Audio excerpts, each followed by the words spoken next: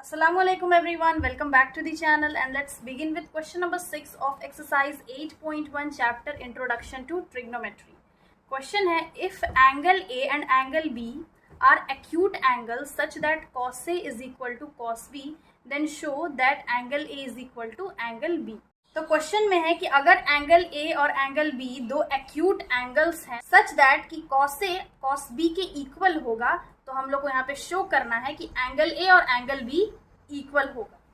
तो यहाँ पे इस जो गिवन इंफॉर्मेशन है उसके अकॉर्डिंग हम एक फिगर ड्रॉ करेंगे, एक right angle triangle, angle A B and C। ये राइट एंगल होगा C पे। यहाँ पे दो एंगल का बात हो रहा है, एक एंगल A और एक एंगल B, दोनों एक्यूट एंगल है। एक्यूट एंगल मीन्स क्या होता है? जो एंगल 90 डिग्री से कम हो। तो यहाँ पे दोनों एंगल 90 डिग्री से कम है। तो अब यहाँ पे सॉल्यूशन देख लेंगे। Since in the given triangle ABC, यहाँ पे जो cos A है वो cos B के इक्वल है। अब इसको सॉल्व कर लेते हैं। यहाँ पे क्या है? cos A। यहाँ पे जो एंगल गिवन है वो इस एंगल का बात हो रहा है। तो जब भी हमको कोई एंगल फाइंड करना हो तो वो एंगल वाले साइड को हम बेस में ले आते हैं। तो यहाँ ऑलरेडी बेस में है। अब सिंस cos का फॉर्मूला क्या होता है? cos A is equal to base by hypotenuse होता है। इस ट्रायंगल के अकॉर्डिंग यहाँ पे बेस है AC और हाइपोटेन्यूज है AB। ये तो हम लोग cos A फाइंड कर लिए। अब cos B फाइंड करते हैं, cos B। अब यहाँ पे जो एंगल का बात हो रहा है वो B, अब इसको हम बेस में लेके आएंगे। तो अगेन हम यहाँ पे एक ट्रायंगल ड्रॉ कर लेते हैं। ये 90 डिग्री, ये जो एंगल वाला साइड है उसको हम बेस में लेके आ गए और ये जो नीचे बेस में था उसको परपेंडिकुलर बना लिए। तो ये A और ये C होगा। अब इस ट्रायंगल के अकॉर्डिंग यहाँ पे B होगा BC और हाइपोटेन्यूज है AB। इसको हम सॉल्व कर लेते हैं। Since cos A is equal to cos B, यहाँ लिख लेंगे cos A है AC बाई AB और cos B BC by AB। तो यहाँ पे दोनों जगह AB AB है, कैंसिल हो जाएगा। तो ये क्या आ गया? AC is equal to BC आ गया।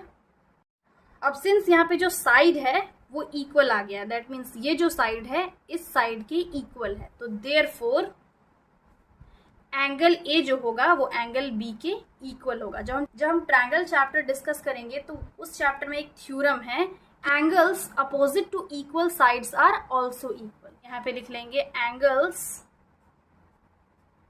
Opposite to equal sides are equal. और यहाँ पे जो एंगल है ये दोनों एंगल, ये दोनों इक्वल साइड के अपोजिट है। Therefore, this both angle are also equal.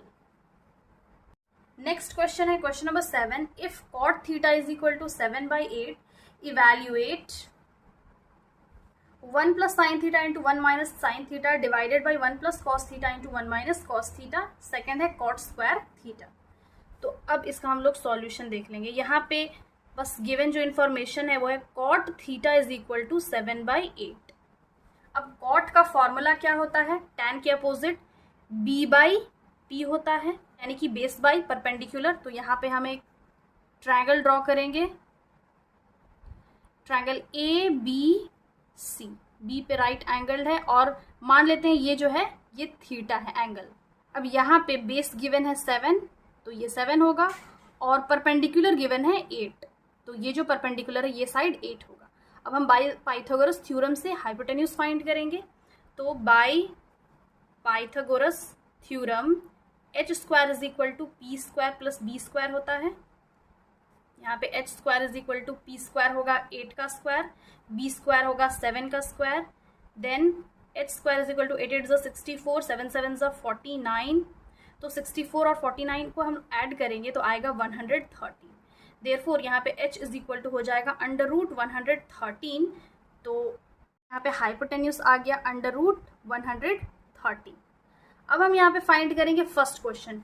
यहाँ पे जो फर्स्ट गिवन है वो है 1 plus sine theta and 1 minus sine theta divided by 1 plus cos theta and 1 minus cos theta.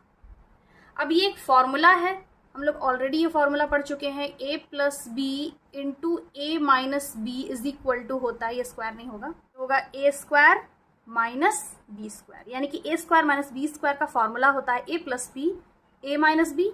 ये उसी फॉर्म में है, 1 plus sine theta 1 minus sine theta, तो यहाँ पे हम लिख सकते हैं 1 square minus sine theta square. नीचे भी वही होगा, 1 square minus cos square theta या कॉस थीटा स्क्वायर, ये आ गया। अब हम यहाँ पे फाइंड कर लेंगे now sine theta is equal to, sine theta का फॉर्मूला होता है परपेंडिकुलर बाय हाइपोटेन्यूज। अब यहाँ पे परपेंडिकुलर क्या है 8 और हाइपोटेन्यूज है √113। वही कॉस थीटा का कैलकुलेट करें तो वो होता है बेस बाय हाइपोटेन्यूज, यहाँ पे बेस है 7 और हाइपोटेन्यूज है 113। तो अब ये जो है उसको हम यहाँ पुट कर लेंगे, ये हो गया 1 स्क्वायर माइनस, पहले साइन थीटा गिवन है तो ये हो जाएगा 8 बाई √113 का whole square divided by 1 square minus 7 by √113 का होल स्क्वायर, बिकॉज पहले साइन था उसके नीचे कॉस था, तो ये हो गया 1 का स्क्वायर तो 1 ही होगा, 8 8 64 होता है। और किसी भी नंबर का जब हम 2 बार रूट लिखते हैं तो वो वही नंबर आता है, ये हो जाएगा 113 divided by 1 minus 7 7 49 divided by 113। तो अब यहाँ पे हम एलसीएम ले लेंगे, ये हो जाएगा 113 माइनस 64 डिवाइडेड बाई 113, यहाँ पे भी 113 माइनस 49 डिवाइडेड बाई 113, ये 113 कैंसिल हो जाएगा, तो यहाँ पे आ गया 113 माइनस 64 एंड 113 माइनस 49। तो 113 में 64 माइनस करेंगे तो आ जाएगा 49 एंड यहाँ पे 49 माइनस करेंगे आ जाएगा 64।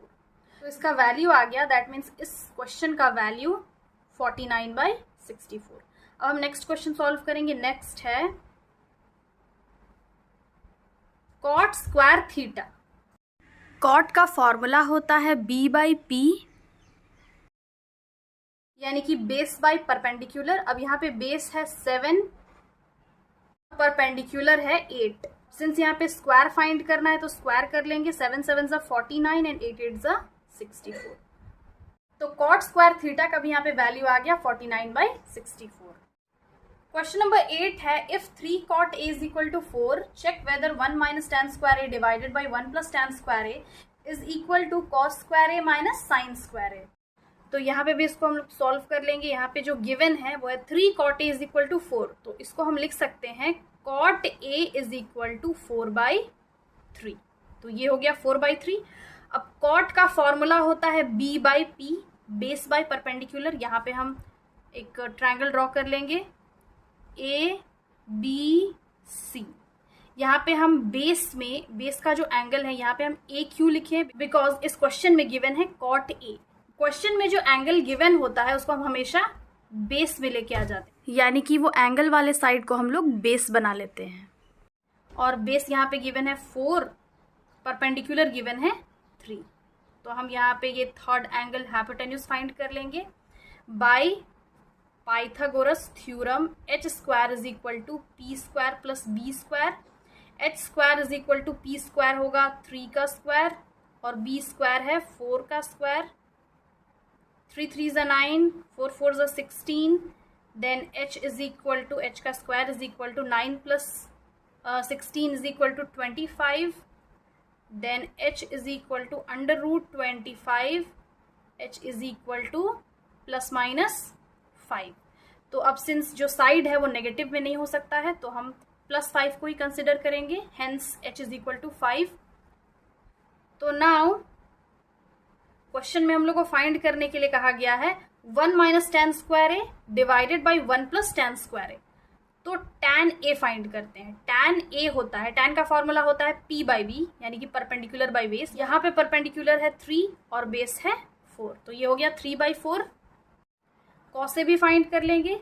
cos a होता है बेस बाय हाइपोटेन्यूज। यहाँ पे बेस है 4, हाइपोटेन्यूज है 5। लास्टली sin a, तो sine a is equal to perpendicular by hypotenuse, यहाँ पे परपेंडिकुलर है 3 ये साइड और हाइपोटेन्यूज है 5। तो अब इस क्वेश्चन के अकॉर्डिंग यानी कि यहाँ पे हम लोग को फाइंड करना है चेक वेदर दिस यानी कि 1 minus tan square A divided by 1 plus tan square A cos square A minus sine square A के इक्वल है या नहीं। तो now LHS is equal to 1 minus tan square A divided by 1 plus tan square A, ये left hand side है। तो यहाँ पर हो जाएगा 1 माइनस tan हम लोग ऑलरेडी फाइंड कर लिए -3/4। अब सिंस यहाँ स्क्वायर गिवन है तो स्क्वायर कर लेंगे, यहाँ भी हो जाएगा 1 प्लस 3/4 का होल स्क्वायर। देन इसको यहाँ पे सॉल्व कर लेते हैं, ये हो जाएगा 1 माइनस 3 3 ज़ा 9 4 4 ज़ा 16, यहाँ हो जाएगा 1 प्लस 3 3 ज़ा 9 4 4 ज़ा 16। अगेन इसको सॉल्व कर लेंगे, यहाँ पे एलसीएम ले लेंगे, ये हो जाएगा 16 माइनस 9/16, यहाँ हो जाएगा 16 प्लस 9/16, ये 16 16 कैंसिल हो गया, 16 माइनस 9 और 16 प्लस 9, 16 में 9 माइनस करेंगे तो आ जाएगा 7 एंड यहाँ पे ऐड करेंगे तो आ जाएगा 25। Therefore LHS is equal to 7/25। अब हम RHS सॉल्व करेंगे। RHS यहाँ पे गिवन है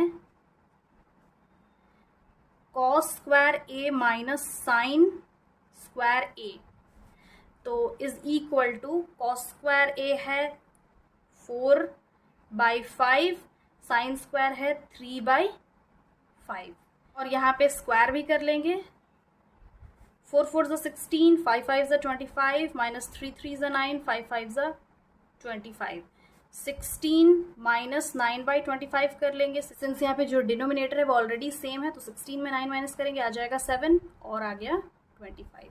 तो यहाँ पे भी आ गया 7/25, यहाँ पे भी आ गया 7/25, तो दोनों इक्वल है। देयरफॉर या फिर हेंस लिख लेते हैं, hence here LHS is equal to RHS। So this was the solution. I hope समझ में आ गया होगा. Again I'll be back with the next video solving the remaining questions of this exercise. Till then have a nice day. Thanks for watching.